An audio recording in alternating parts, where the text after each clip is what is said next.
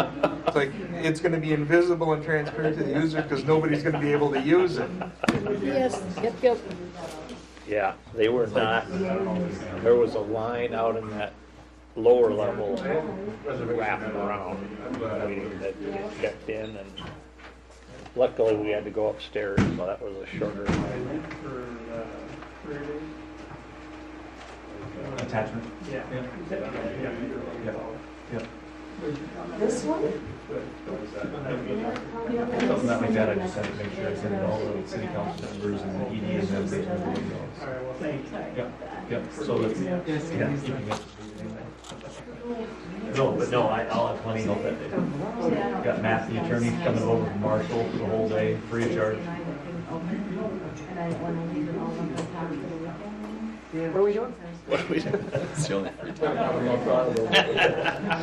Read? What are we doing? It'll be fun. I do plenty of volunteering. Well, to be fair, Matt gives us a discount over his normal rate, so. That is very true. So, We appreciate it. I don't believe it for a second.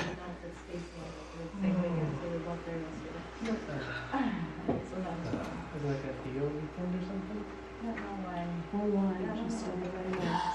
Live.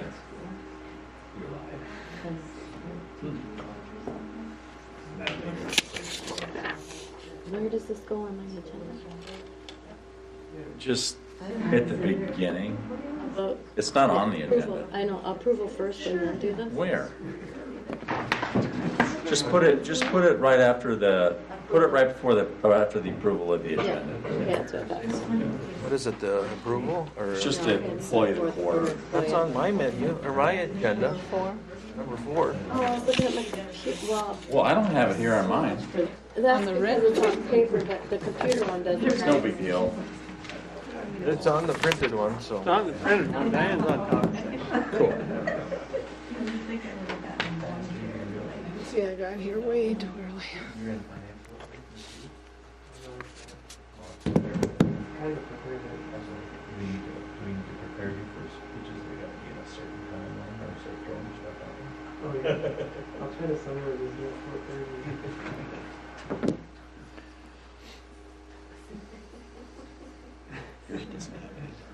No, it doesn't, but I couldn't remember.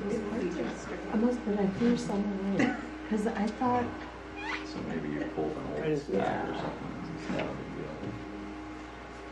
Like this, so then I turn it so I can read it. It's the way you copy, they copy in the page, and that's the way it turns. you don't really need to know about that anyway, just pass it. You can lock it, but Yeah? yeah. It can be done. Don't It's don't show them how to do it. Don't try to teach me. I have to take it to my grandson to do it. Mine has it. Oh, does it? Yep. some new and some. My paper has it, but I was I looking think at it's only yours and mine, Diane. We did it to ourselves. It's 6:30 now. What? Are you looking for? See, I have a question for you, Diane. So, we have time? No, it's 6:30. Okay, we'll call to order the regular Tracy City Council meeting for February 27th.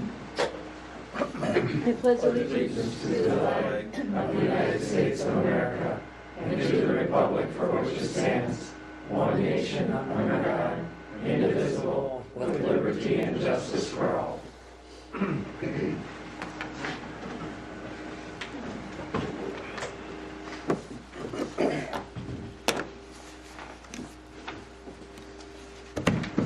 no corrections or anything to the agenda, so we can approve it as is? Well, I don't know, the original version didn't include an employee of the quarter, but I think the updated version does, and so it'll include the employee of the quarter, just as long as we include that. Okay.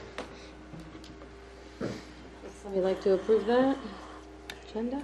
I'll make a motion to approve the agenda as the updated version. I'll second that. First and second, all those in favor? Aye. Opposed? Motion carries. We'll move on to the employee of the quarter. And tonight we honor the employee of the quarter, Diane Campbell. Hey. Diane was selected because of her extra work she took on during the second half of the year while the office was short-staffed. Diane helped fill in the gaps when we needed someone for driver's license and tabs in the office, duties she is not normally assigned. Diane also took on the entire payroll and benefits process, a large undertaking that requires learning a new software as well as this process. On top of that, Diane ran an election which included a hand count of ballots for the city council and mayor. Diane did this while continuing to perform her regular duties with a positive attitude. We thank you, Diane, for all your hard work.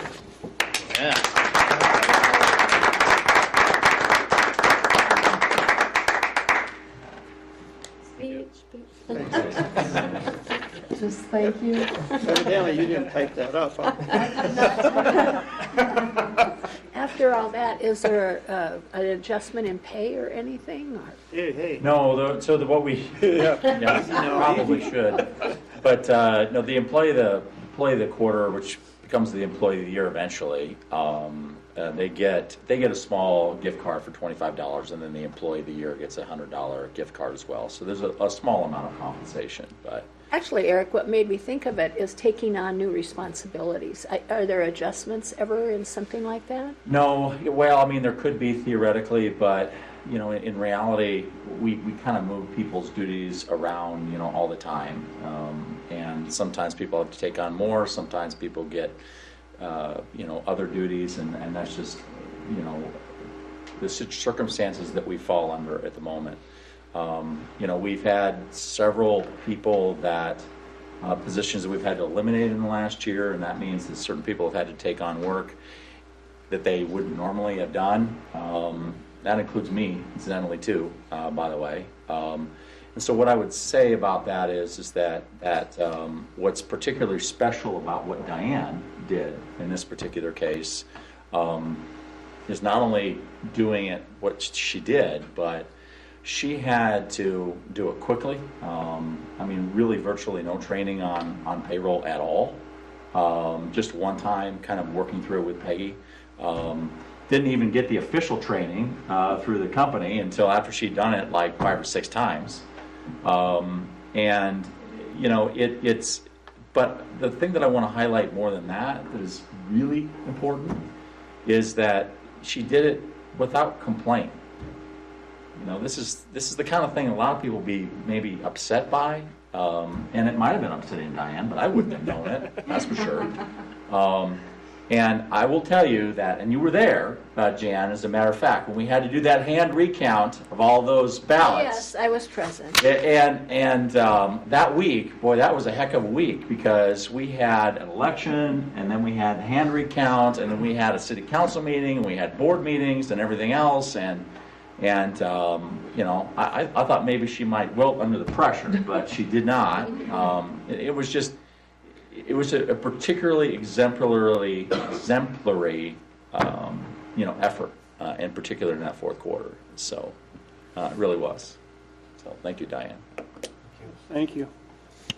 So we got to take a picture like we usually do, right? Yes. Yep. Okay. Well, that's what there was don't they usually get a little. Yes, we do. Probably does the certificate. Diane even did the certificate for herself. I walked up there and I said, Diane, I said, we got to add an employee of the quarter to the agenda. She says, oh, we do? I said, well, yeah. I said, it's okay. I know that she's going to be here. So we don't need to worry about that. But yeah, we've got a certificate. And Diane will. You don't want me to understand. If she orders her own gift. Well, you know, I know, but what the next thing is, You're not in, Matt? You don't want me. next thing is you're the same size I am. Just in there. Oh, I see. I can actually be back here. If this way, don't tell me ahead of time, I would have put makeup on or something. Oh, you didn't have it on? 1, 2, 3. Jerry, you're not the We only shortest. took one, so we must have been lined up good. I sneaked stuck to it there. He's quick. I You blame. never know when he's fixing. Until it's in the paper. Diane, I didn't see that certificate. What's it look like?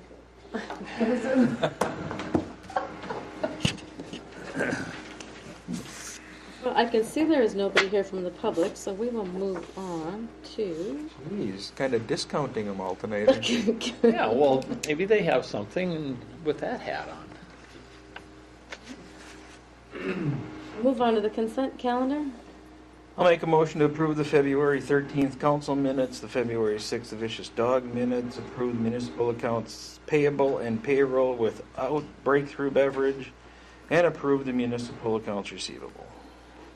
I'll second that. First and second, any further discussion?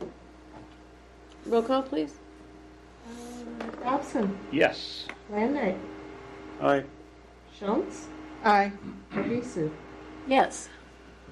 Teagues, Aye. Schmidt, Yes. Mayor Carmen. Aye.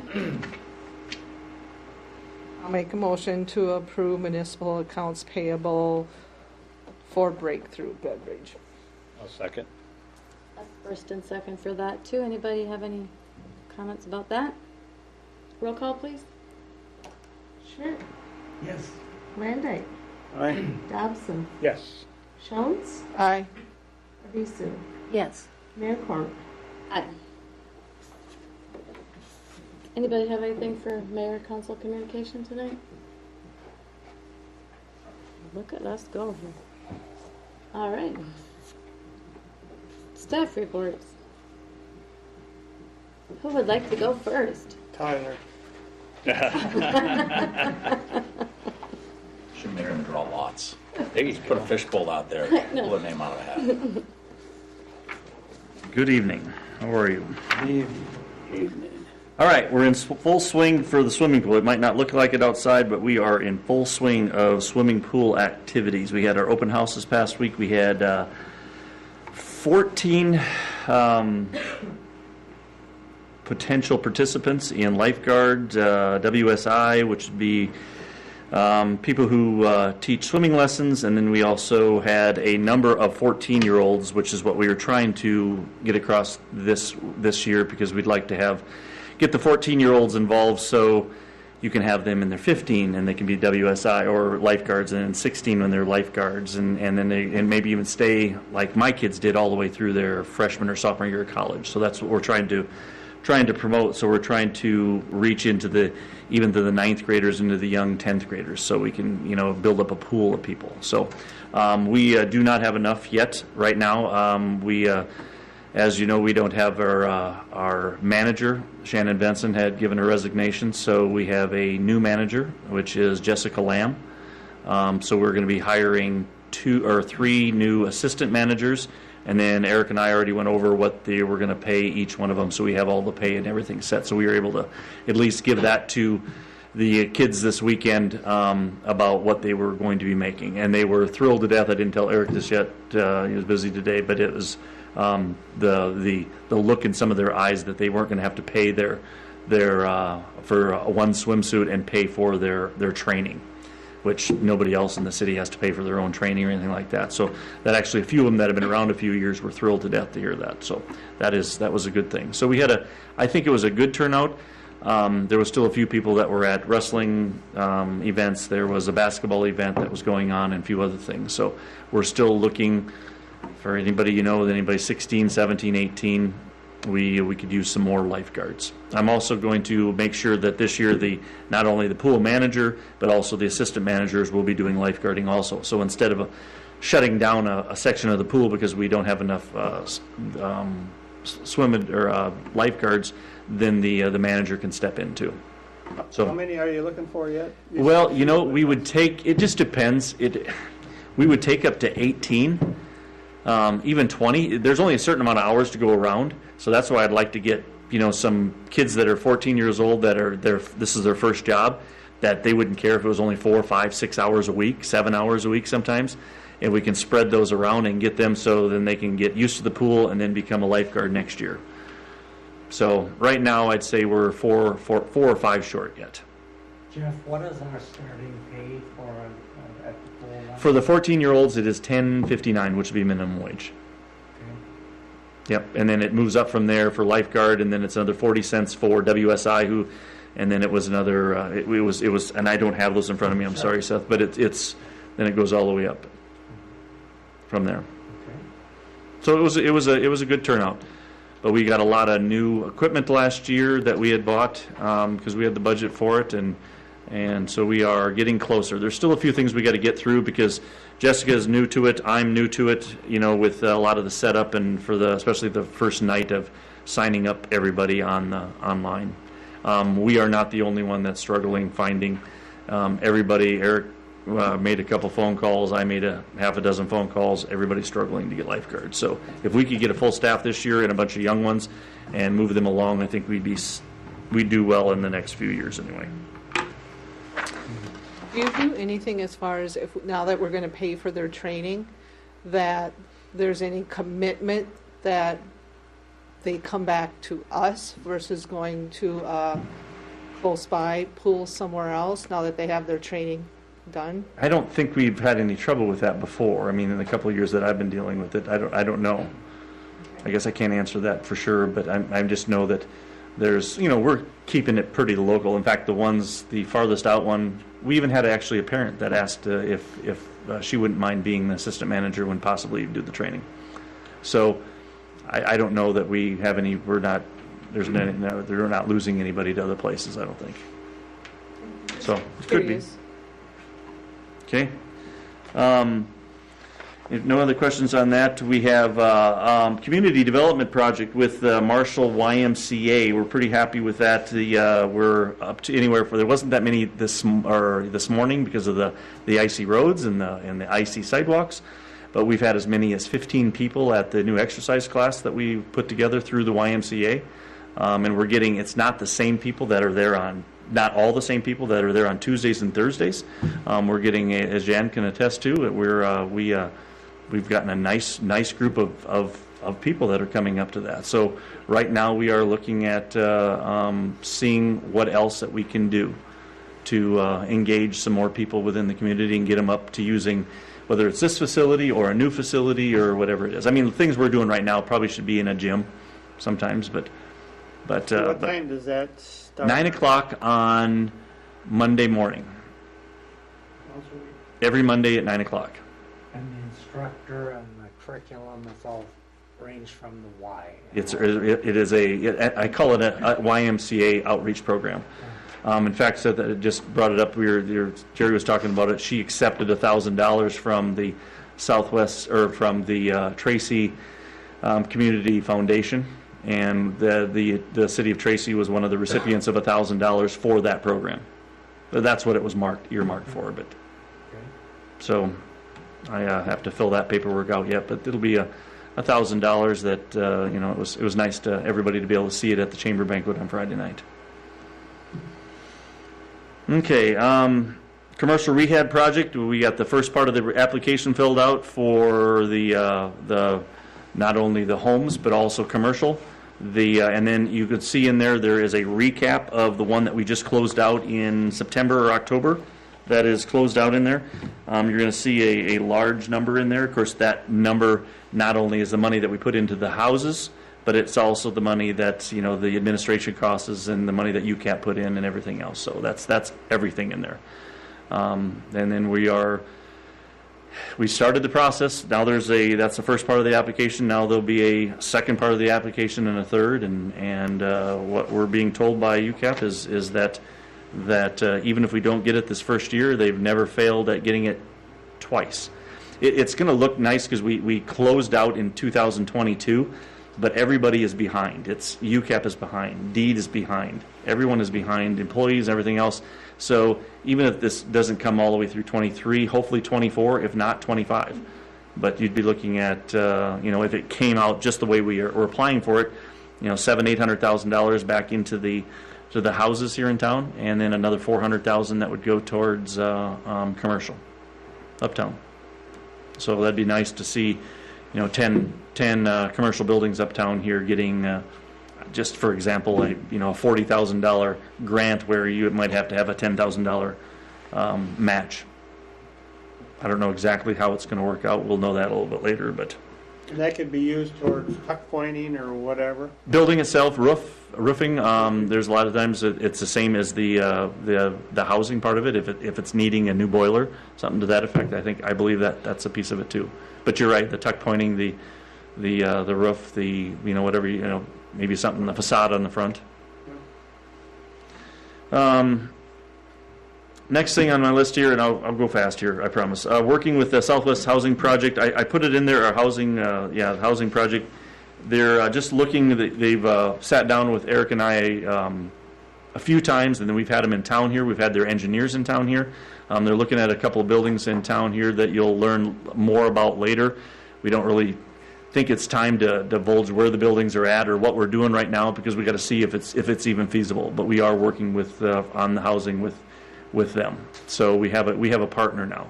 It's still a public, but we still need a private partner also. But it's just another step in the process of getting some housing, and we want to concentrate on downtown here. So more to come on that. In fact, Eric and I have a meeting with them next week. Yes, next week. We have a little housing project going on also with the Tracy area schools that you'll hopefully hear a little bit more about later down the road. Orchard Lanes updates. We got a new tenant out there. Plus, I updated the list, and there is still 9 people on the list. So it's still a long list. There was a couple people that dropped off the list that might have moved to Orchard Lane or O'Brien Court or something to that effect. Attendance at the Eagles, you'll see in here. We've just like a lot of people have, we've struggled this winter because of the weather and the ice and the snow and the ice and the snow. You can see that we weren't open a whole heck of a lot in the month of February over here for cards at the Eagles. That will pick up in the fall, but as of right now, there's just not a lot of card players that are willing to come out. So I hadn't updated anybody on that recently, so I just thought I'd bring that up. We need one person we had a resignation on the EDA board, so we are looking for someone from the community to jump on the EDA board. I know I have one person that is ready to apply for it, and I'll be talking about that in our Wednesday EDA meeting. We're working on a loan right now that somebody's going to be possibly taking an empty building here in the city of Tracy that it's empty right now, and they're going to put some repairs into it, and they're looking for a little bit of money from the EDA. We'll be discussing that on our Wednesday morning meeting. And next thing on here is annual career fair, March the 8th, 8 a.m. to 6 p.m. From 8 a.m. to noon, we will be having all the students come up here. There'll be about 30 vendors. 3 windmill companies, SMSU's coming this year. We have Minnesota West coming with 3 tables, and Iowa Lakes Community College will be coming for the table. Plus, there'll be from 1 o'clock until 6 o'clock, we'll have an open, just a job, not the career fair, but the job fair. The biggest piece of this is getting the 9th, 10th, 11th, and 12th graders. So there'll be 200 students up here talking with the Army National Guard, with the windmill companies. Last year, one of the windmill companies gave $7,500 away in in tuition grants, which I talked to them tonight. So they're discussing that again. I talked to them at that Excel thing tonight in Marshall. So they were there, and so I'm hoping that they're going to be doing something like that again this year, making a couple students really happy with some big checks.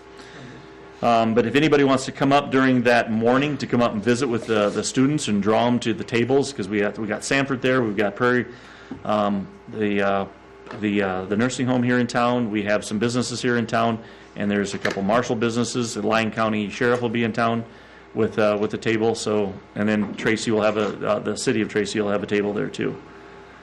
That's what I got. Thanks, in particular, Jeff, for putting together that career and job fair. That takes a lot of organizing. But you know what? It's nice, and I've told Eric this before too. It's nice being able to make those conversations, because you got to call these businesses and in 2 or 3 times, and the amount of people, the contacts that I create by making those phone calls. Would that be a good time, possibly, with all these kids coming, to have the swimming pool person, or maybe it's going to be there already? I'll be there for that reason. I'm in the swimming pool person. No, yeah. You're right. All these kids are coming. Some of them probably missed the first time. They will. they'll have to go get by me to go anywhere else. And then we'll have the CEO program will be there, and there'll be a lot there. We're gonna draw them into each one of the tables. We're doing a good job now, better than the first couple of years we did this, about making sure all of the vendors just draw the kids in. You can't let them just stand there in the middle.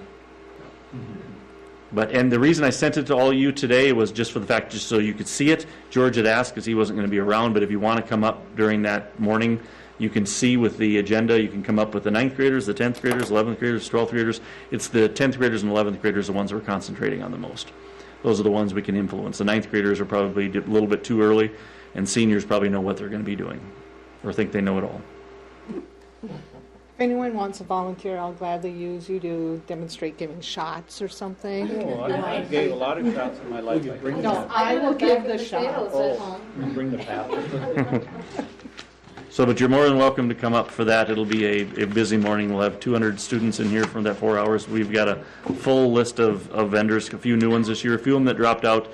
We probably won't have as many. It won't be as busy from 1 to 6. Last year, I think the number we had was like 29 or 30 people that came through. The unemployment rate is less than 3% in Tracy. I don't know. It probably would have been a year that we could have skipped the job fair and just went with the career fair part of it. But we're committed to it now, so we're going to be here. So what did you learn at the Excel thing today? Not a lot more than we already knew or I already knew. Just the area that the line's going to be coming down from the Becker area. We got a little bit of the dates. They circled where they would like to see this the potential of a gas plant, and they circled it, and we're in that circle. And we talked to them, and of course we were in the know with the windmill companies that were there, because it's all everything. The windmill companies, everything is hooking into this Excel line. So we know what their time frames are right now. You're looking by 2028 is when they're shutting down. I think it's the last of the coal plants up north. We have found out today there's a few other things that are getting shut down. Some old, dilapidated gasification plants that they're going to be looking for. Excel's looking to do a lot in this area. We have to stay on top of this. The years of 2026, 27, and 28, even some of 25. If we have 3 windmill companies and Excel all going to have down here, you're looking at 600-700 employees that are going to be running around this area around here. And that's not just here. It's in a circle from Marshall to Ballatin to the Murray County line, all the way through Tracy, over, but it's not that big of a line. We have to take advantage of what's coming here, and there's going to be a lot of people. Each windmill company says that they will have, for 2 years straight, 9 months, 180 full-time temporary people. So for 9 months out of 2 years straight, each one of the windmill companies will have 180 employees here. And the Excel will have the same. The Excel is going to be coming down all the way from Becker, so it's good. The employees will follow all the way down. So yes, they just had a lot of maps, and there was they offered free cookies, so you can imagine the people that were there asking questions. It was awesome.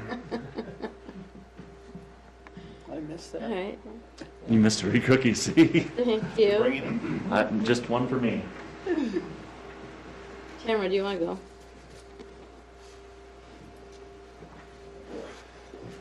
By the way, I heard a lot of comments about your partner last time when you gave a report, and they thought, thought you should have him. I was trying to hide him under the table so nobody noticed him. A lot of good reports.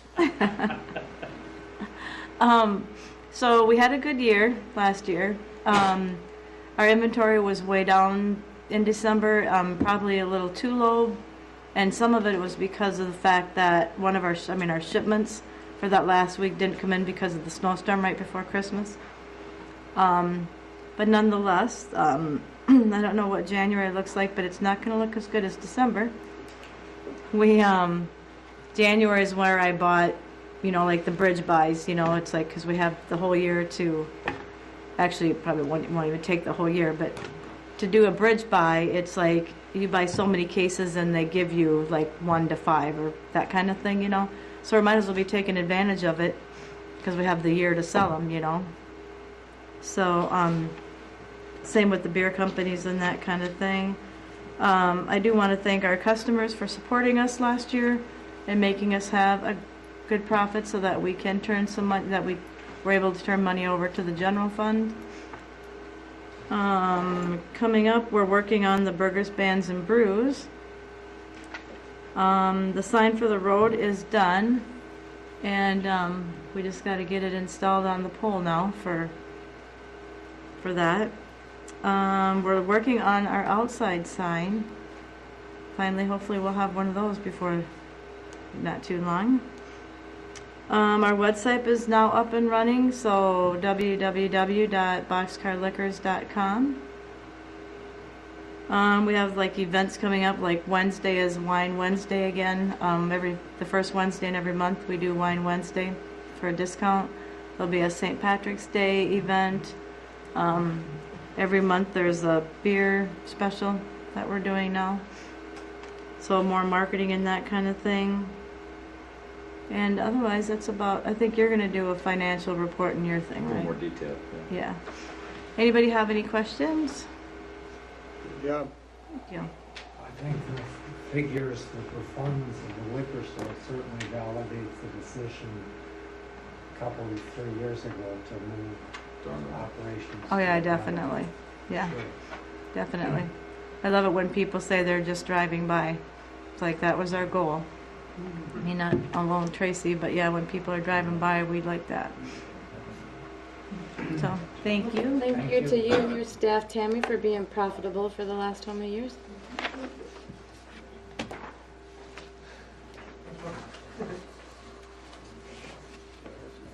All right.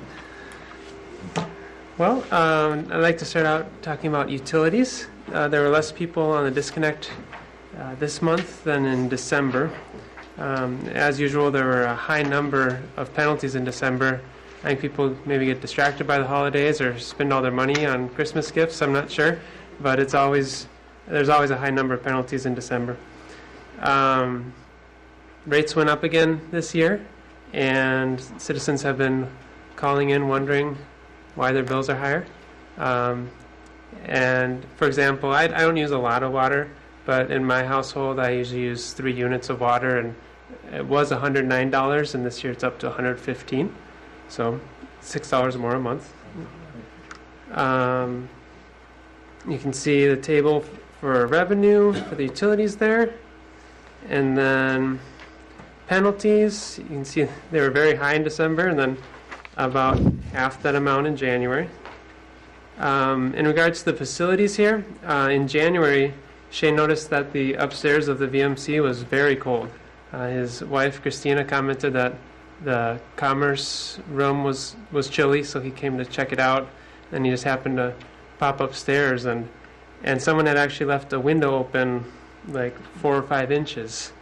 I don't know why, but it got down there. It got down to 38 degrees, and the boiler system was only heating up. It was only working along one wall, really, and not along the long wall, only along the short wall in the upstairs of the VMC. And the room got down to 38 degrees, and he let me know around noon or 1, and then I got an HVAC company out by about 3. I was thankful they responded so quickly, and they checked out the boiler system.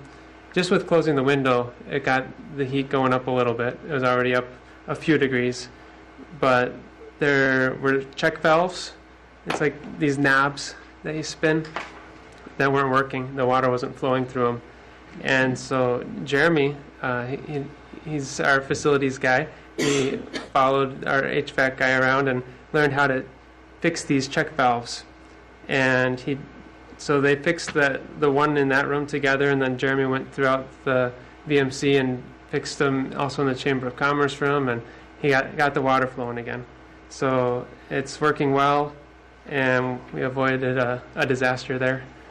Also, Question for you. I Yep. don't mean to interrupt, but regarding the HVAC, maybe this scenario, do we have someone come and check that every year to make sure it's up and running? I mean, for our personal home, I have somebody come through every year, check the furnace, blah, blah, blah. Do we do that here? Yeah, that's a really good question, George. Jeremy has a boiler's license himself, and actually I think Shane does too. No, somebody else on your staff does as well. Used to. Oh, that's right. So we're down to one person now that just has a boiler's license. So to a certain extent, Jeremy can do some of that stuff, but we really do need to do more of those kinds of inspections. Actually, Tyler and I have talked about this, and I think Tyler actually you already created kind of a bit of a checklist for some of this stuff. I don't know if you want to talk about that or not. Well, I just created a spreadsheet to be able to go through each facility, not just here at the VMC City Hall, but also like the library, the Public Works building, liquor store, and just check everything. It's just a checklist of checking the roof, checking the windows, checking the HVAC system, checking just all these different things that you can go through and make sure everything's good. And it's something that we would do either semi-annually or annually. It's something that Jeremy would go around and check everything. It's been a challenge because it's kind of interesting. When I first got here, I was told by Lydell that basically they just cleaned and that's it. And I didn't think that was sufficient. So we kind of started changing some of the procedures over time, and really when we hired Jeremy about a year ago now, we decided that we wanted him to be more involved in facilities as a whole, and so there's been a bit of a process to kind of move to that, but more ahead of this kind of stuff that we can get, the better off we're going to be. You're right. Yeah. Maintenance is always the least expensive way to go. It definitely is, and I think that we've got a lot of buildings to maintain.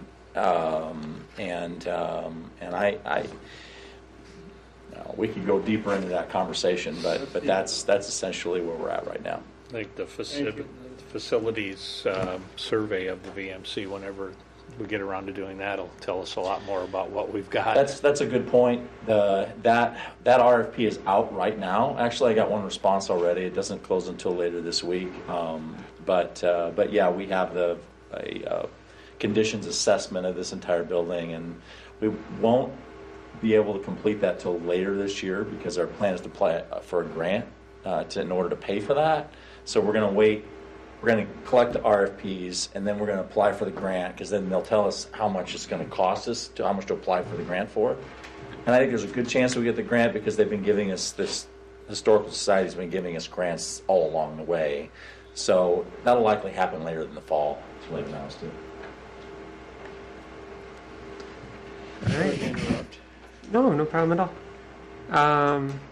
And so Jeremy and I were talking. We thought, man, this might be the first time that this system has been working correctly in years. Yeah. We just don't know. Also, Jeremy repainted the VMC bathrooms. They used to be like a bright pink and blue, and now they're just a nice neutral color. He also replaced the plexiglass windows out here in between the hallway and the gym. They were just covered in old tape residue, and they're beautiful new windows now. And another big news, new security devices were installed over at the main entrance into the VMC. Now there's a pin pad, and there are also cameras. There's one in the hallway here. There are two in the gym that cover each half, and there's one in the VMC hallway. And we also have a recording system, and it's pretty neat. Now it's like, what's all that noise in the gym? And I can just click on that on my computer and see what the basketball players are doing live. It's kind of fun, and it'll be useful. Sometimes Jeremy comes in after the weekend, and it's like, why is the back of this chair broken off? Or I don't know, why are these basketballs lying around? Just kind of wondering what happened over the weekend. And now we can go back and look and find out. And he's also talked about people propping doors open and coming in when they shouldn't be. I think that's probably more in the summertime, but this will help prevent that.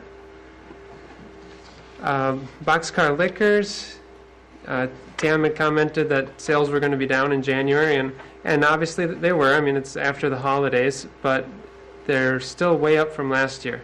You have black and white copies, so it's hard to tell. But the top line and the liquor store monthly sales is from 2021, which I think was our highest year ever. And then the one just below it is the beginning of 2023. And then just below that is 2022 and 2020 are kind of touching. So we're up. January last year was a little over 50,000, and this year we're closer to 65,000 in January.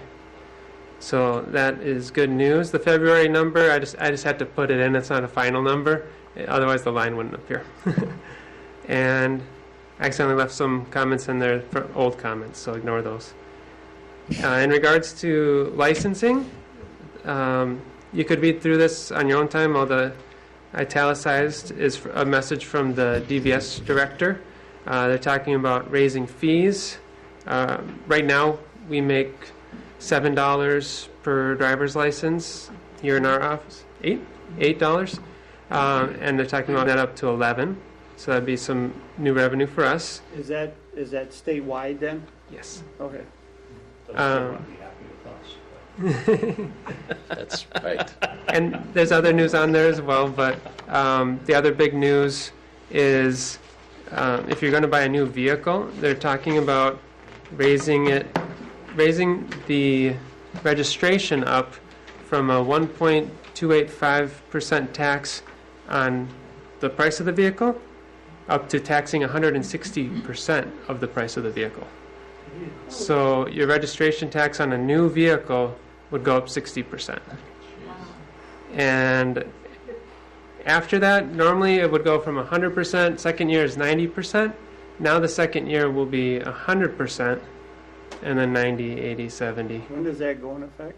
I think it'd be, I was asking Krista about that. She says possibly in July This year. of this year, or she wasn't sure though. Maybe July or maybe not till next year. Yeah. And that was just new autos, new cars. Well, the 160% is for new, and then basically everything else would go up unless you have a car that's 10 years old or older, because those have a constant rate of 35, and this bill would actually bring it down to $30. So they're the only ones who would have an advantage if you have an older car. I think this is just a proposal, though, from the It is a governor. proposal, It doesn't yep. mean that it's going to happen. This is This just a proposal from the governor. It's probably a pretty good bet that you're going to see some increases, but who knows what it's actually going to be. 160%. That's a big increase, yeah. Holy jeepers, that's a lot. So yeah, this is just something they're talking about. But I mean, when it's proposed by a Democratic governor and he's surrounded by a Democratic Congress, I'm guessing it'll go through. Maybe not in the full amount, but Will that affect us purchasing police vehicles too? That's a good question. I think that the registration on those is different. Do you know, Jason, on that? We don't pay registration on the vehicles or sales tax. Yeah, that's what I thought, yeah. good. So if nothing else, we could have the police department buy the rest of us a car.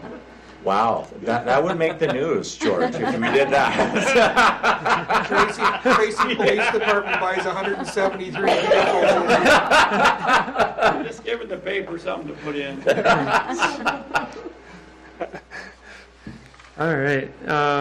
So yeah, if you want to buy out to 2026, you can. If you want to avoid the 10% hike.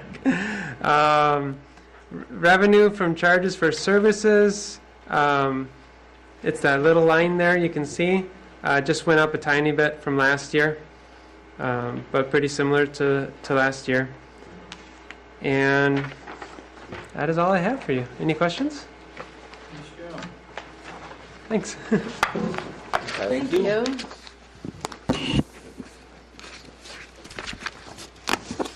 All right, just wanted to mention the grant that we got from the Southwest Minnesota Arts Council for $4,500, and that will fund our Craft Renews program for the entire year. We just found out at the end of January, so we weren't able to start. We had the first one scheduled for last Wednesday, naturally, and so that had to get postponed until this coming Wednesday. I do actually have one opening there because of the postponement. Someone who was scheduled last week is not able to come. So if anyone would like to still sign up, call me tomorrow. First person to call gets to do the felt bookmark class on Wednesday at 12:30. There's also a sculpture basics class Thursday night at 5:30, and that registration is through Tracy Community Ed if anyone is still interested in that. And then just movie night will be March 17th, and we have a wills and trusts class on March 20th at 2 o'clock. Who's putting that on? Her name's Lizzie Lord. She's from Marshall, and she is a licensed financial educator. She does free classes at libraries and, you know, senior centers, things like that. So we're going to give it a shot. I've had quite a bit of interest, people asking about it. And if it goes over well, she also has one on estate planning that I'm thinking would be the next one we might offer. So. Any questions? All right. Thanks, Val. I guess it's my turn. I'll entertain any questions you have about the activity report. We're talking about the heat system, and Jeremy messed with our regulators in our office, and since 2004, it's been the same temperature since he did that, straight through. I have never been able to say that my office is comfortable since I've been in there in 2004. It's now the same temperature every day. Jeremy. It's amazing how much more work you can get done when you're not shivering. So that is great. Yeah. Well, one day it's same thing. Nothing's changed, and but she wasn't there to discuss any issues with her non-compliance. So we'll be addressing that. So no, the insurance part comes through? You know, it's interesting. She called me and asked me for my email address so she could send me the insurance information, and then I never received an email from her. So I'm gonna have to follow up with her, you know, on that. So that's what I know about that. What's the city's recourse? Well, I mean, we'll work through law enforcement, you know, to enforce the decision of the city council. That's what we'll do. So eventually, if she doesn't go along with it, she'll end up in court. So. I just thought of something too, if either for you or Shane, or on Highway 14 with those corners now where even in my SUV I'm still not high enough without getting my nose all the way out there, and I noticed over off of, I think it's 3rd Street, there's a pile of plastic from somebody's front end that was laying there. I assume they got out there a little bit too far.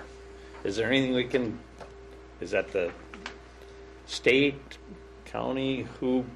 I don't know, but I noticed on 3rd Street today that definitely we need to take some scoops out of there. This is something to move it. It's pretty treacherous. Yeah, you really got to nose out there a ways before you can even see. Why don't you wait and ask Shane when he comes out? Okay. I didn't know if there's been any incidents or. Just the one. Okay. Where you see the plastic. Yeah, all right. So we do need to just remind the public to move their vehicles when the snow comes. It would be appreciative for all those involved in moving snow if you would do that. They probably don't appreciate the ticket, nor does the street department appreciate The fact. This one wasn't a questionable amount of snow. Yeah. No, and I kind of wonder with this last one if it got away from ours into Out of it. where their off-street parking was because of how fast that second wave came in. So I don't know, but we did have too many people on the street for an event like that. That's for sure. So. Thank you. Thank you for your. Thank you. Thanks, Jason. One quick, the property damage, non-criminal, 2 incidents, what would that, Property damage. yeah. The very top line. It's in the middle. In the middle. Yeah. DAMPR. Right underneath civil matter. Property damage, so property, the top one for the property damage is like an accident. The ACC you see on the very top line. So property damage on the bottom one would be non-described, not involving a motor vehicle, but you know, something other caused damage to a residence or a building or something like that. It's not one of those instances. I can't think exactly what the two are that are listed there. I could look it up. But say one of Shane's guys winged snow too far and it broke a window or something, it would be listed underneath that. Okay. Thank you. Yep. Thanks, Jason.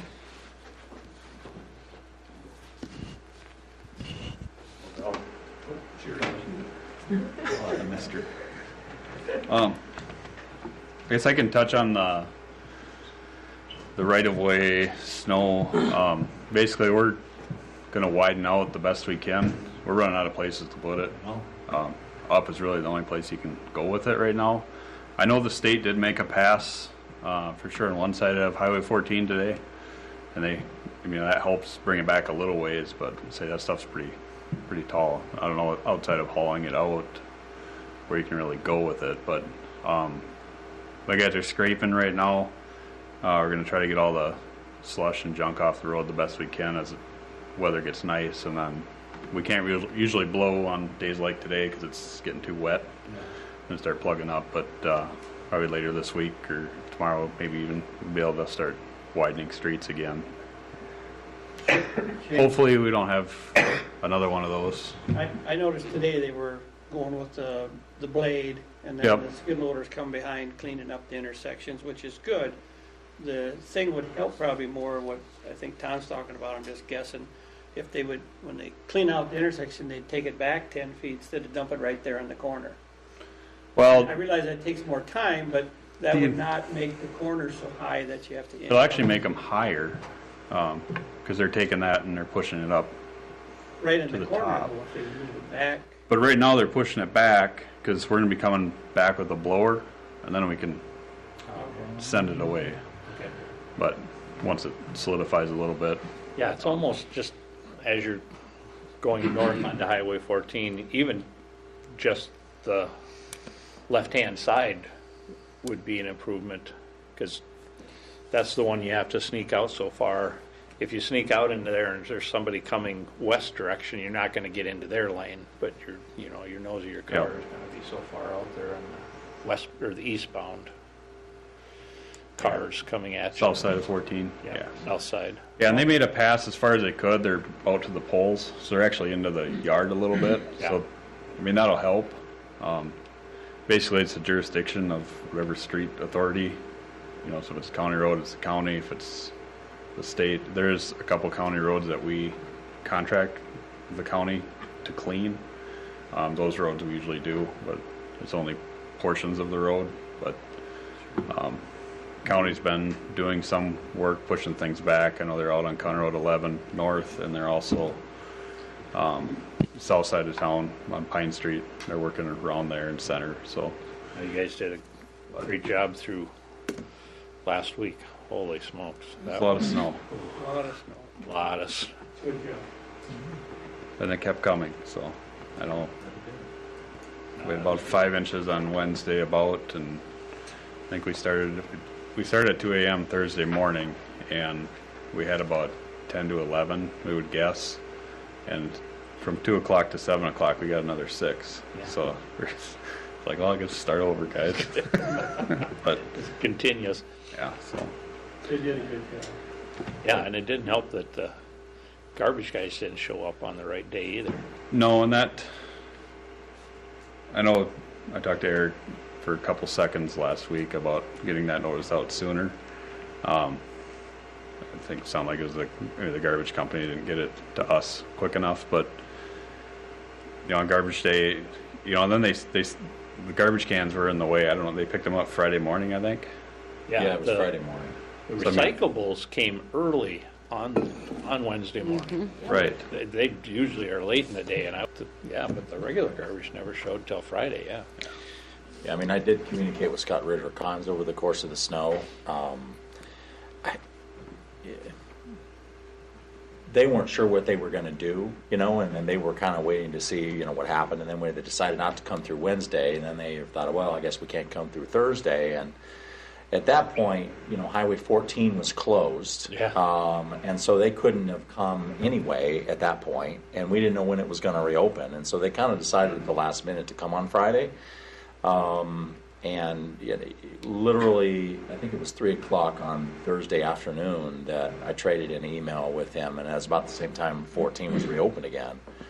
And so we did about as well as we could getting information out, given when But I mean, What do you do? you had for to the you had to folks that tackle don't a have few of Facebook? those, I'm sure, Yeah. and go around them. And What do you do with folks that don't have Facebook, which I'm assuming?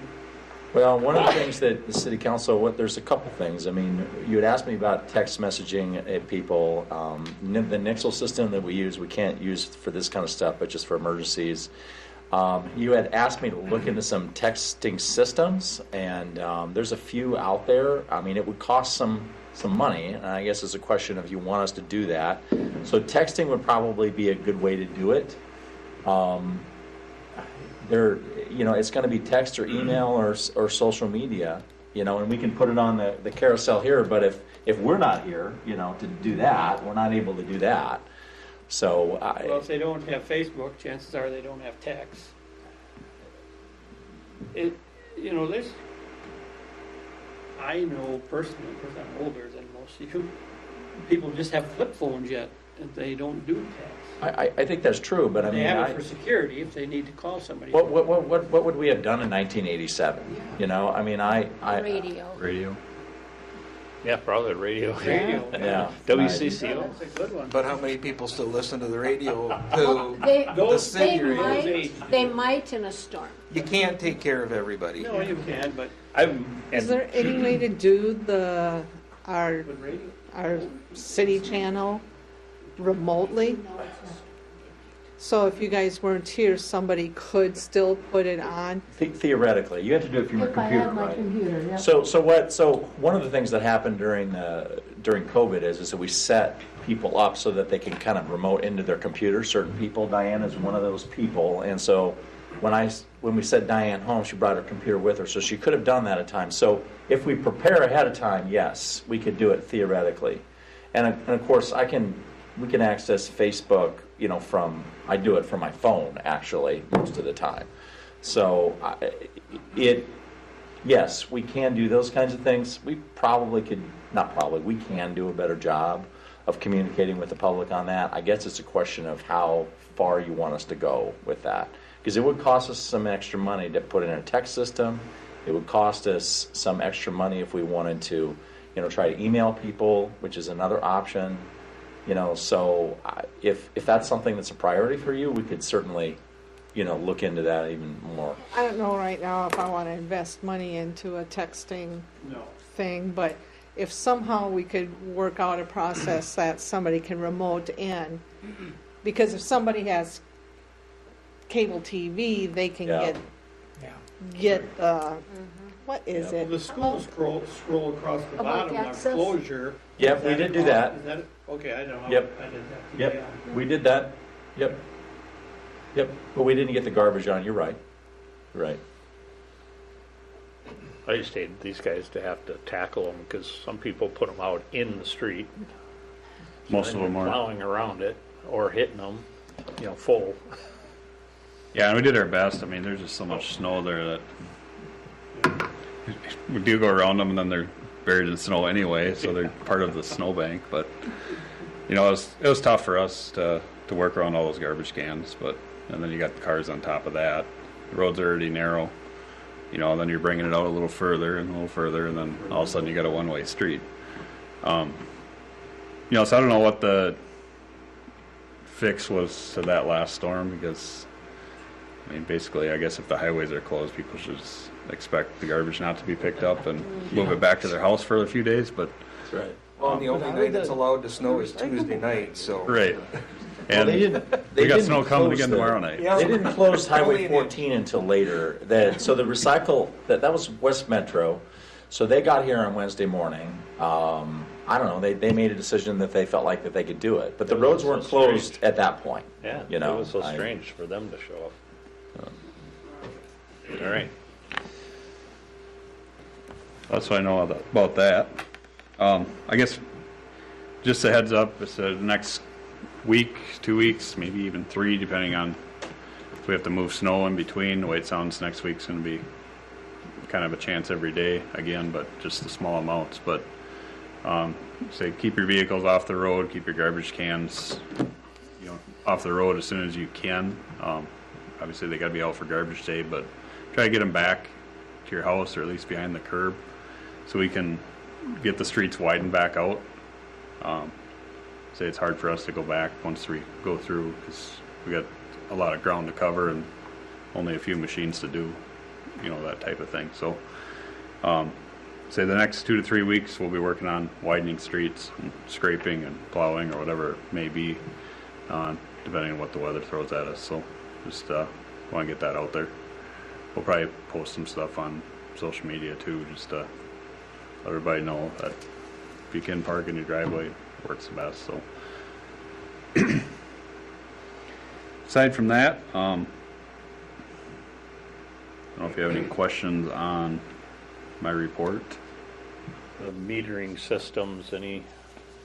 So I've been looking into different options. I know the prices keep going up for current meter heads, so I'm kind of exploring different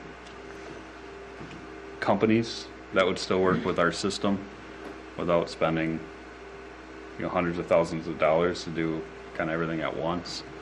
If we can do a transitional thing or what. But basically all of our meters are starting to get to the end of their life on their battery, and we put it in basically over, I'd say it was over 10 years, roughly 11 years. So I mean, some of the older ones now, the ones we first put in, those are the ones that are starting to fall off the map when we're doing our meter route. So then we got to go back and replace the head.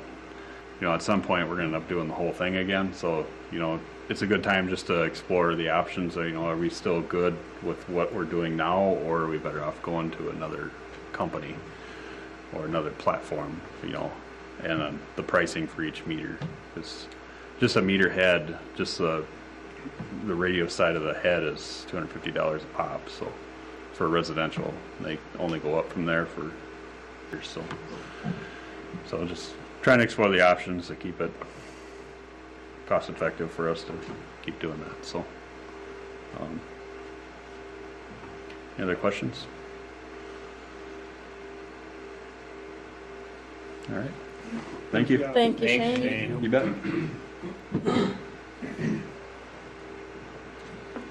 The only thing I want to add, you have my report.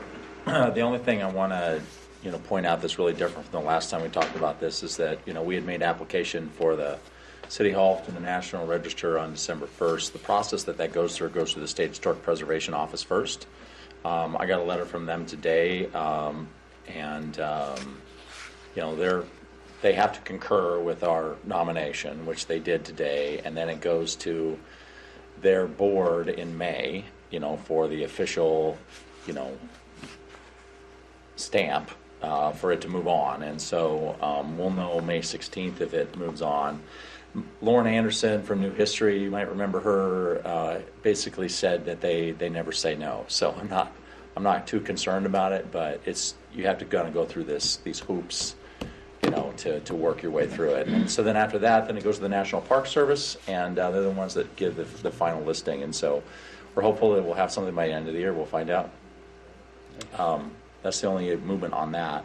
I'd like to move into my 2022 financial update. That's all right. So this is a good financial update. What I like about where we're at right now is just that, generally speaking, we're meeting or exceeding where we need to be, financially across the board. We want to have a balanced budget, and just as a caveat, these numbers are unaudited, so they're subject to change slightly, based on what the audit finds, but I wouldn't expect it to change too much.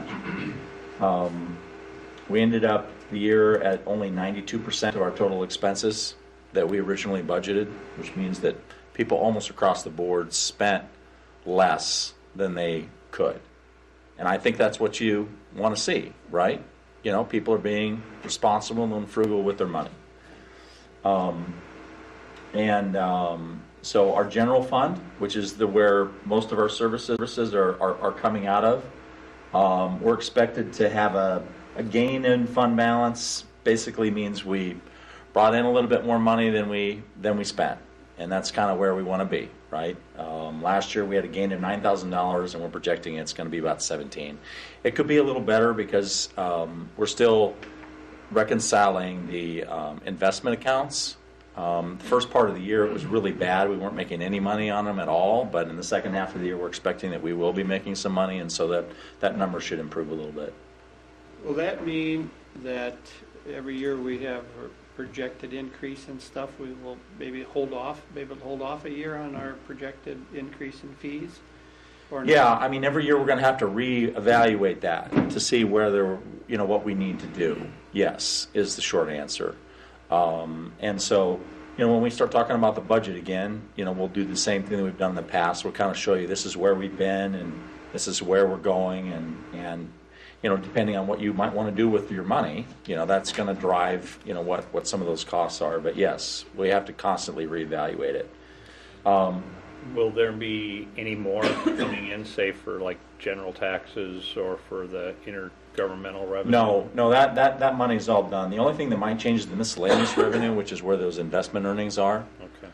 And the first half of the year, what happened is that it was so bad, because we pay 1% to Ellers to manage our long-term investments. Is it's the fee. Our interest we were collecting was less than the fee in the beginning of the year, so that's why it's a negative number. But it's going to get better, in the second half of the year, and we don't have the second half of the year reconciled yet. Well, my only question was our budgeted amount and the actual year-to-date. On both of those was lower. The actual. Yep. Did we use the same kind of budgeting for 2023? I mean, is that something we could see? No, I assume no investment earnings in 2023. No, not for that. For the general taxes. Oh, for the general taxes? So the way that works is at 97%, and so then what we do is we budget an offset at the bottom. The 97% is the 3% is uncollectible in this year because people didn't pay their taxes. And so what we do is we budget an offset at the bottom. Provision for uncollected taxes, you can see it there actually in 2022. So for money that we don't expect to collect. And so it's accounted for in a different spot. We get it later on, as people start to pay, because sometimes people pay late. So we don't. So that's how that's accounted for. Does that make sense? Yeah, kind of. I mean, we had $27,000 less in general taxes than what we budgeted for. Yep. It came in higher than 2021, but I'm just saying, did we overestimate our budget? Because that's what we're setting all of our expenses. That's a really good question, and I'm going to say that in general, what I'm seeing in here is that, and you're going to see this in a couple of different places. We have had a tendency in the 22 budget to overestimate some of our revenues, because you can see it in our water and sewer revenue too. And so that's not something I really knew when we were first putting together the budget, but I think we need to be more conservative with our revenue projections for sure. Yes, absolutely. I'd rather see it actual year-to-date higher than lower, because we spent off of that budget. So. And I agree with you on that. In the end, yes, we collected less, but we also spent less, and so that works out. But you'll see, and I can point it out in the water and sewer fund, you'll see the same thing where I think we overestimated some of our revenues compared to what they should be. So I probably should go back and look at the 2023 budget to see how that affects things, based on this new information, but we definitely need to get a better handle on that for sure. There's the revenues actually is the next slide. It kind of breaks it down a little bit more. We were just talking about that. The one thing I really wanted to point out is that almost half of our general fund budget is intergovernmental, and a large portion of that is local government aid. So we are heavily dependent on government aid. We actually get more money in government aid than we put into the general fund in local taxes. That's probably most small communities, though, don't you think? I don't, that's a good question. I don't know how we would compare to other people, but that's a pretty high number, I can tell you in general. You had a question, Jan? Well, I just wanted to make a comment. The fact that we're so heavily dependent on state aid, at one point, and I think it was maybe 2 years in a row, we had our local government aids decrease greatly because the state was in a budget pinch. Right. And it threw us off as a city Yep. in a drastic way. Yep, I We believe were that was in the scrambling. recession in like 2008 or before even. No, it was before. There's been some discussion about changing the formula for local government aid. You know, we'll have to see, you know, how this shakes out. But any kind of change, to your point, you know, could heavily affect us. And so that's just something to consider. It's a risk for us. Personnel, you know, we ended the year 94% of budget, and a lot of that has to do with, you know, having some vacancies this year, and so we didn't spend money on those salaries. That's actually most of it. That's all of it. Supplies, you know, these are things like, you know, fuel and maintenance supplies and things like that, and we are only at 82% of the year, so people did a really good job of being frugal there as well, and that's across the board. I mean, you can't find a department that didn't spend less across the board. Services and charges, you know, these are things like your IT, legal fees, stuff like that. You know, also 89% of budget, so people are doing a really good job of managing that as well. I had a question on EDA. Yep. We had budgeted 48. Yeah. We only spent 13. What happens? Do we get to carry that over into the next year? Well, $1,000. What that is that we had budgeted a certain amount of money for the EDA grant that we got, where we're employing people to help folks with their websites. And we had an issue last year where a couple of the consultants quit, and then we had to go and hire a few new people, so we had a little bit of a gap. So that's why that ended up a little bit less than what it should have been. We're kind of back in, since late last fall, we've been back in action again, and I think those people are working and doing a lot more than they were. And so that's why that number is significantly down, is because we ran into that snag. Okay. The airport fund, you know, in some ways this is kind of a mystery to me. Shane would probably say the same thing, that the airport is the mystery too, in terms of how this revenue flows, because a lot of what we're doing is on a cash basis, and so when we might do a project the previous year, but then we don't get a grant to pay for that project till the next year, and so a lot of this has to do with timing. So we had projected that we were going to lose money in the airport fund, and we ended up making money in the airport fund, and it really has to do with the timing of those grants. And so it looks funny, but that's what's going on. It is really hard, other than, you know, some of the basic things like supplies and personnel and stuff like that. It is really hard to project it. All those services and charges you see there, those are all the construction projects and engineering for them and things like that, and so it's hard to try to figure out. And then we ended up with more intergovernmental revenue, which is the grants, than we expected to get. So figuring this out is difficult on an annual basis, but, you know, it worked out in our favor this year, so that's good. Capital projects. We didn't do the Central Park improvements because we didn't get the grant that we're applying for again this year, so we didn't spend any money there. And all told, we spent about $17,000 less than we did, and so there's about $57,000 that just roll over and stay in that fund that we can program for future monies. So it was good. We did a really good job of projecting these. All of them ended up below budget. The rescue tools, which has an asterisk there, wasn't originally budgeted, but Dale came to me at the end of the year and said the Fire Relief Association wants to buy these rescue tools. The city's going to end up owning it. So basically, we got money from the Fire Relief Association to pay for rescue tools, and so that's kind of a wash, if that makes sense. So technically, it was a zero budget, but it didn't cost us anything. That was just a pass-through. This next slide is just a Same slide that you've seen in the past. It just shows kind of what our debt service is going to on an annual basis, and it's going to get peak here in the next couple of years, and it goes down again in 26 and 29. Water fund.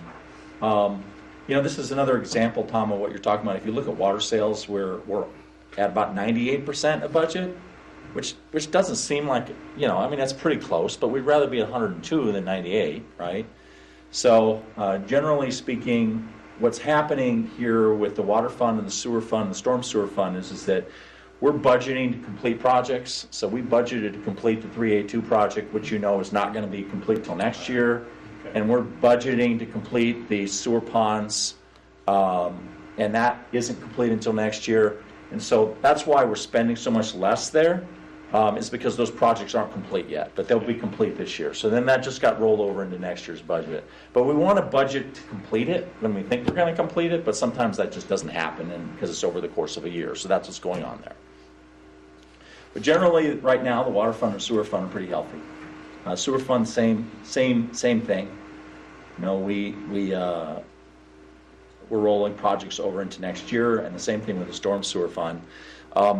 What's paying for these three projects, these phase 3 projects, is it's a combination of the sewer fund, the water fund, and the storm sewer fund, and then some money out of what's called the ineligibles bond. And it's all broken down based on what kind of project it is, where the grant money's coming from, and percentages. And so all of these funds have construction expenses coming out of them and grants coming into them. So like, for example, in the storm sewer fund, we budgeted some money coming in on grants. Well, that part of the project didn't get grants. That'll be coming this year, and so that's why that's zero. Mm-hmm. And so it really has to do with the timing of the project across the board. Liquor store, we talked about a little bit earlier, but I want to talk a little bit more detail about what we're doing and why this is improving over time. I think Seth made the point. Boy, you can really tell that moving to the highway was the right thing, because we moved to the highway in 2020, and our sales went from 676,000 to 870, and then we are at 870 and 878 the next 2 years. Well, that's just highway. It's just purely being on the highway, and so that was a really good decision that was made to move the store out there at that time. We did two other things in 21 and 22. That are a little bit different than we have in the past. What we really want to focus on in the liquor store is cash flow, because the money that gets transferred to the general fund is cash. And so you could look at an income statement to see how profitable you are, but things like, and you'll know this, Tom, depreciation, for example, is not a cash transaction. And when you buy a building, that's a cash transaction, but it doesn't come off your P&L. So from a technical standpoint, we are only looking at this point at cash. How much money did we spend and how much money did we bring in? And that's it. And I think that's the most important thing. So if you look at it on a pure cash basis, we didn't make any money hardly in 2018 and 2019. We made $4,000 in 2018 and $6,727 in 2019. And that jumps up to $26,000, and then in 21, $85,000, and now this year, $112,000. These are big jumps, and there's several reasons for that. Some of it is obviously Tam's work and talent, but we made some specific strategic decisions, and they were not without some controversy. The first one is that we decided to raise prices. And people thought, well, geez, that's going to affect sales. You can see in the numbers, it didn't affect sales. It may have affected some sales, but at the end of the day, our sales are pretty consistent over the last 3 years. And so I think that was probably the right thing to do. The second thing is that, we said, we really want to reduce our inventory cost. And you can tell that last year we spent $37,000 less on buying product than we had budgeted. And that money just goes straight to the bottom line every single time.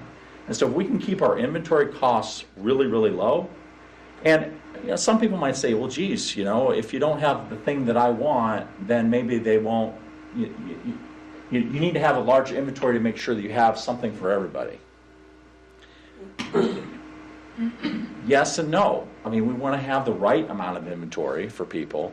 But at the end of the day, if we have to buy a case of something and it sits on the shelf for a year or 2 years, that doesn't make any sense. So the more we can turn over our inventory, the more cash flow that we can create, the better off that we're going to be. And Tam's just doing a terrific job because these numbers are phenomenal. We made a 13% bottom line, and the industry standard in the state for municipal liquor stores is only 8%. So we are exceeding that. It's really, really good. And this $112,000, just so you know, represents about an 8% increase all by itself in the tax levy. So if we didn't have this money to do the same thing, we'd have to increase taxes another 8%. So keep drinking at home. Yes.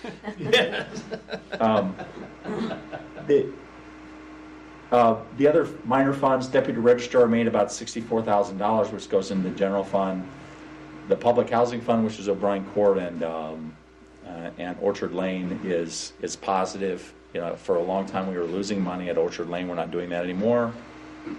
We made money on the solid waste fund. One of the things that I want to point out, and Jeff and I have been talking about this, is that we've basically been spending down our savings in the EDA fund for a few years. And most of what comes out of the EDA fund is basically just loans and grants to businesses. But eventually that money is going to run out. And so we're not taking any money from the general taxes and putting it in the EDA fund right now, but if we don't do that at some point in the future, we're not going to have any loans or grants to any of these businesses. It's just something we're going to have to think about. Not this year, probably not next year, but within a couple years. Do you have a kind of a magical number in mind at this point? I guess what I'm getting at is, if say it's $50,000, if we start ticking a little bit in now as to wait till we got to kick that 50,000 in or whatever, would that make it easier at the time? Easier for all of us at the time. It's probably easier for us to get through 2025 when our debt service peaks and worry about it in 2026. I'm just going to be straight up on that because in general, I agree with your comment that it's always better to decide over time. That is usually absolutely 100% the right way to go. We're in this unusual financial situation now where our debt service is peaking in the next couple of years, and we need to preserve as much cash as we can, and if we do that, then that's money we can't spend on something else. So I probably would recommend we wait a couple of years. When does the Orchard Lake bond get paid off? 25. February 1st of 25 is when it's due. So, at that point in time, our income, without any debt service, should... It's about $70,000 in the housing fund a year that we're paying for debt service, and so that goes away after 2025. So yes, it does, and you'll have to decide what do you do with that.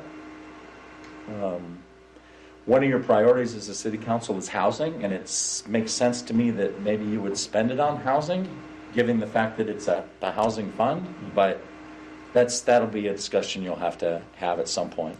When these loans get paid off too, are those going into an EDA fund, or which loans? Where do these the loans to businesses? Home improvement loans that get paid off? We just had one that came back in on a That's a sale. good question. That's a different one. If it's a business loan like that the EDA puts out, that money comes back to the EDA fund. If it is a loan for the housing programs like the CDBG money, that comes out of a different fund. That's the CDBG fund. So that money comes back into that fund. And that's the general principle. If you spend money out of a fund, then the money should come back to that same place. So those funds would be available. Would we have to wait till the next round to use those funds? We're going to need to save some of that money back because we're going to have to do the same kind of thing we did this last time in terms of having a match. And so we're not. We have some funds in that CDBG fund. but we don't know exactly what this is going to entail. And I've asked Jeff to kind of put together, kind of a downtown program too, because we're applying for some monies for downtown improvements as well, and I think that there might be some potential uses for that. But I don't think we want to tap into that until we know exactly what we're going to need to do for the match. That makes sense. Hospital fund, cemetery fund, library trust, CDBG fund, the one I just talked about. I mean, they're all pretty much on track with what they're supposed to be. So this is generally a good financial report. We'll see what the auditors have to say. We'll have a new auditor this year, but we're meeting our goals at this point, and we're solvent. Budget's tight, but we're doing what we need to do. Any questions about that? We set up for the pool work in fall. Are we on pace for getting that? Yeah, we are. Shane and I were having a conversation about this earlier. One of the things that we're struggling with is that there's only, we think, maybe one vendor that provides these particular products. And so we're trying to figure out how to do all that and still, meet the contracting rules. But yes, the short answer is that we'll be able to do it this fall. We just haven't figured out exactly who's going to do it yet. That'll come before you at some point, early spring. Although it's almost spring now, it feels like it. Hopeful. Yeah, hopeful. We're talking about Here's opening. that prices are starting to tweak back down in life. Not everything, but lumber's coming down. Petroleum's going up, but I mean, just some things are coming down. So hopefully, this pool thing will fall in line. And it's a good question. I mean, it's going to be about $400,000. That's not a small project by any means. the pool liner? Yeah. I didn't think it was that much. Yep. 382, I think, was the number. Yep. Chunk of it from that bond payoff, but Yeah, most of it's from the bond payoff. Yep. that's not going to change. Bond payoff set, so Yep. cost factor is going to be. Well, we hope it does not a lot more than that, because then you'd have to make some tough choices. We'll find out. So, anyway, thank you. It was a good report, and in the future, this is the kind of stuff that Tyler would do, but it's not fair to put him in that position since he was only here a month last year. So, thank you. And Mayor, that's all we have. I don't have any additional new business. We had no resolutions tonight because we had all these presentations, and I don't know that if Matt has anything. If not, we've got a closed meeting. I have nothing for the open portion of the meeting, Mayor and Council. So with that, do we have a motion to adjourn the open meeting and get ready for the Mr. vote? Teagues is supposed to handle all of this. I'll make a motion to close the regular meeting and open a closed meeting for staff evaluation. All those in favor? Aye. Opposed? Motion carries. Diana, now that we're going, I'll tell you later. Do we record the staff? Yes, we do. Yes. I was going to tell her she did a good job. I See you, Pear. wonder Bye, if Pear. we shouldn't at some